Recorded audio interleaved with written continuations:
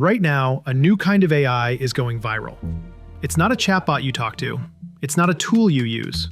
It's an employee. An autonomous 24/7 digital worker that lives on your own hardware. They called it ClawdBot. Until last week. It's the most hyped AI tool of the year. Everyone on YouTube is telling you to install it right now to automate your life.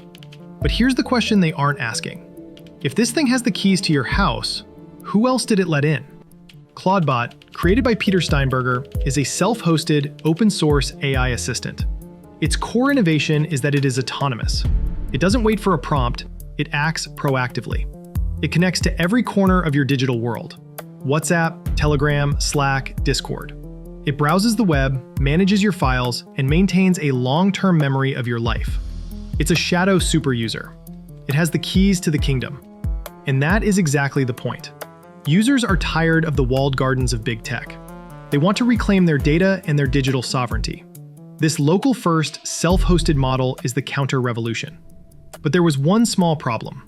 Anthropic, the $18 billion AI giant behind the Claude model, didn't find the name very innovative. They found it litigious. One cease and desist letter later, Peter had to pivot. Fast. This is where it gets chaotic. Peter tried to rename his GitHub and Twitter accounts at the exact same time. Big mistake. In the 10 seconds it took to release the old name and claim the new one, crypto scammers, who were camping on the handles, snatched them both. Suddenly, the official ClawdBot accounts were pumping fake tokens to tens of thousands of followers. A fake CLAWD token on Solana even hit a $16 million market cap before Peter could tell everyone it was a scam. The scammers walked away with millions. Peter walked away with a new name, Moltbot. But the name change was the least of his worries.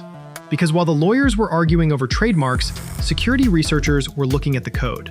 And what they found was terrifying. The dark secret of Moltbot isn't some genius hacker exploit. It's a classic case of human error. See, Moltbot is designed to be self-hosted. You run it on your own server, or even a cheap Mac Mini in your living room. But most people aren't sysadmins. They're just people who want a cool AI bot.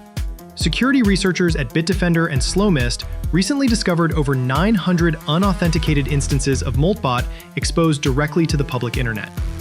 Think about that. 900 master keys to 900 different lives just sitting there.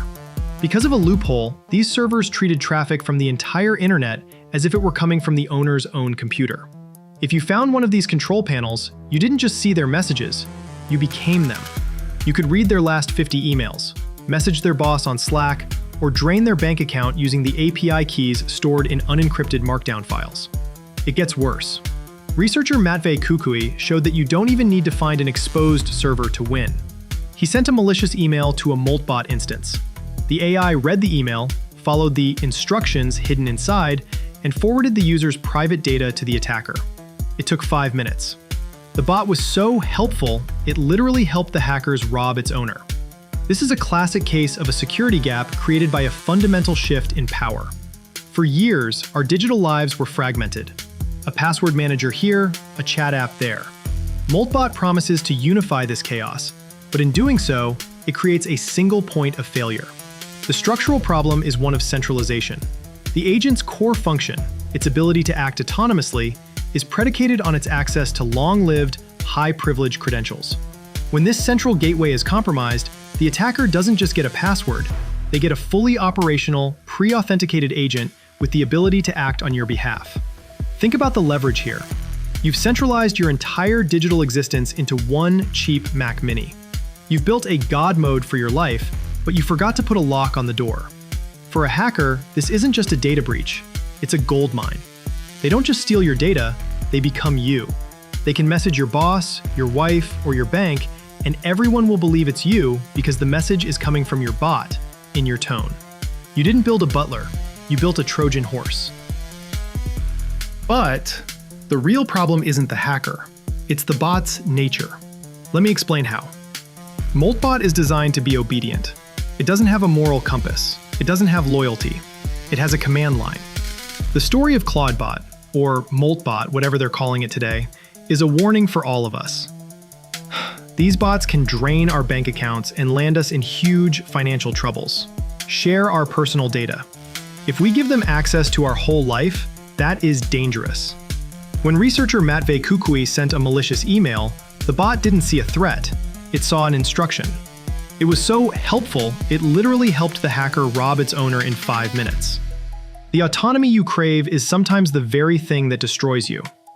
We're building these digital clones with the power to act for us, but we're protecting them with the security of a default router password from 2005. The question isn't if AI bots like Moltbot will be compromised, it's when.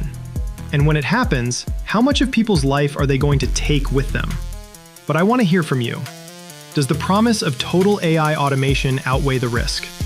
Are you willing to trade digital freedom for convenience? Let me know your thoughts and questions in the comments below.